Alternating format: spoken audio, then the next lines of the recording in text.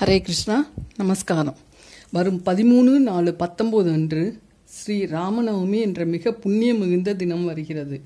ஸ்ரீ ராமநவமி என்றால் என்ன, அந்த புண்ணிய மிகுந்த நாளை எப்படி கொண்டாட வேண்டும் மற்றும் நமக்கு கிடைக்கும் எல்லையில்லாத பாக்கியங்கள் என்ன என்பதை பற்றி இன்று பார்ப்போம். மனிதர்களாக பிறந்த அனைவரும் எப்படி ஒழுக்கத்துடன் மற்றும் தர்மத்துடன் வாழ வேண்டும் என்பதை கற்றுக் கொடுத்த ஸ்ரீ ராமபிரான் அவதரித்த தினமே ஸ்ரீ ராமநவமி ஆகும். ஸ்ரீ கிருஷ்ண பரமாத்மா பிறந்த அஷ்டமி திதி ஸ்ரீ கிருஷ்ண ஜெயந்தி அல்லது கோகுலாஷ்டமி எனவும், ஸ்ரீ ராமர் பிறந்த நவமி திதி ஸ்ரீ ராமநவமி எனவும் பெருமை பெற்றுள்ளது.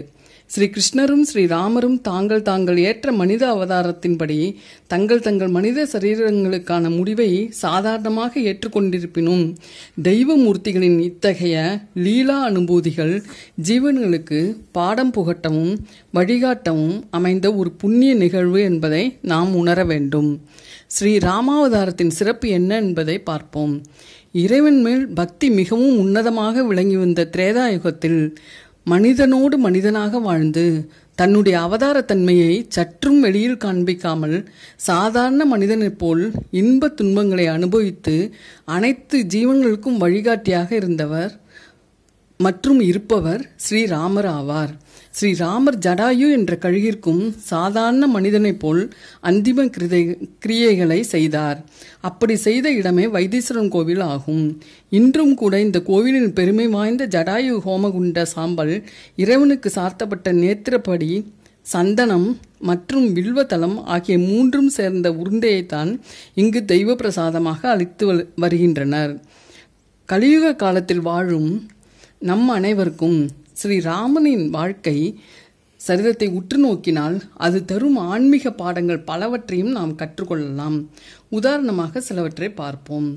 தந்தை சொல் மிக்க மந்திரமில்லை என்ற வாக்கியத்திற்கு ஏற்ப தசரதர் இட்ட கட்டளையை சிறமேற்கொண்டு பட்டாபிஷேகத்திற்கு முதல் நாள் காட்டுக்கு போய் 14 ஆண்டுகள் இரு என்ற கட்டளையை துளியும் சலனமில்லாமல் ஏற்று உண்மையாய் வாழ்ந்து காட்டியவர் ஸ்ரீராமர். மேலும் ஏகபத்தி விரதனாக இருந்து உலகுக்கு நன்னடத்தையை புகட்டியவர். நீதி தவறாத பேரரசனாக இறை நினைவோடு ஆட்சி புரிந்து ஸ்ரீ ராமராஜ்யம் என்றால் எப்படி இருக்க வேண்டும் என உலகுக்கு உணர்த்தியவர் ஸ்ரீராமர். சக்கரவர்த்தியாக இருந்தும் அவதார புருஷனாக இருந்தும் பெரியோர்களுக்கும் மகரிஷிகளுக்கும் தலைவணங்கி குடிமக்களின் மேல் பரிபூர்ண அன்பை செலுத்தி நீதி நெறி வழுவாத ஆட்சி செய்தவர் ஸ்ரீராமர். மேலும் தெய்வ அவதாரமாக இருந்தும் அவதாரத்தன்மையை துளியும் வெளிக்காட்டாது சாதாரண மனிதனாக சகல இன்ப துன்பங்களையும் அனுபவித்து வாழ்ந்தவர் ஸ்ரீராமர்.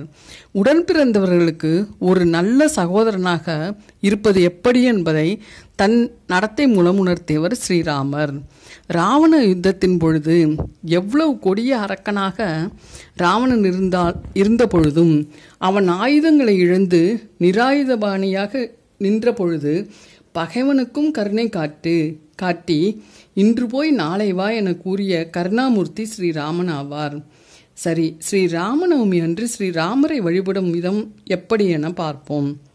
அன்றைய தினம் ஸ்ரீராமர் படம் மற்றும் ஸ்ரீராமரின் ஜாதகத்தை வைத்து ஸ்ரீராமரின் 108 நாமாவளிகளை சொல்லி அர்ச்சனை செய்வது நல்லது. ஸ்ரீராமர் ஜாதகத்தை வீட்டில் வைத்து தினமும் வழிபடுவது மிகவும் நல்லது. அவருடைய ஜாதகத்தில் 5 கிரகங்களும் உச்சம் பெற்று இருப்பதால் வீட்டில் சௌபாக்கியங்கள் நிச்சயம் நிறையும். அன்றைய தினம் விரதம் இருக்க முடிந்தவர்கள் உண்ணா நோன்பும் இருக்கலாம். மௌன விரதம் அனுஷ்டிப்பதும் நல்லது. மேலும் ராமாயண பட்டாபிஷேக அத்தியாயம் அன்றைய தினம் படிப்பது மிகுந்த விசேஷம் ஆகும். அன்றைய தினம் வடை, நீர்மோர், பானகம், பாசிப்பருப்பு ஆகியவற்றை நைவேத்தியமாக ஸ்ரீராமருக்கு சமர்ப்பித்துவிட்டு அனைவருக்கும் பிரசாதமாக அளிப்பது மிகவும் நன்மை பயக்கும். விசிறிதானம் செய்வதும் நன்மையே அளிக்கும். மேலும் ஸ்ரீராம ஜெயம், ராமராம எனவும் நம்மால் முடிந்த அளவு எழுதியும் வாயால் சொல்லிக்கொண்டே இருப்பதும் நல்லது. ஸ்ரீராமநவமி விரதம் இருப்பதால் கிடைக்கும் பலன்கள் என புராணங்கள் பயங்கரமாக சொல்லியுள்ளது.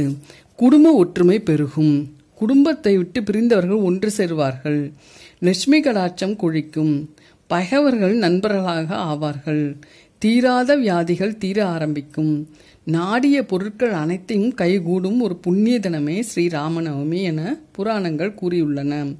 எனவே அனைவரும் 13/4/19 தவறவிடாது அந்த வரும் புண்ணியமிக்க ஸ்ரீராமநவமியை அனுஷ்டித்து சகல நன்மையும் பெற வேண்டுகிறேன். நன்றி, வணக்கம்.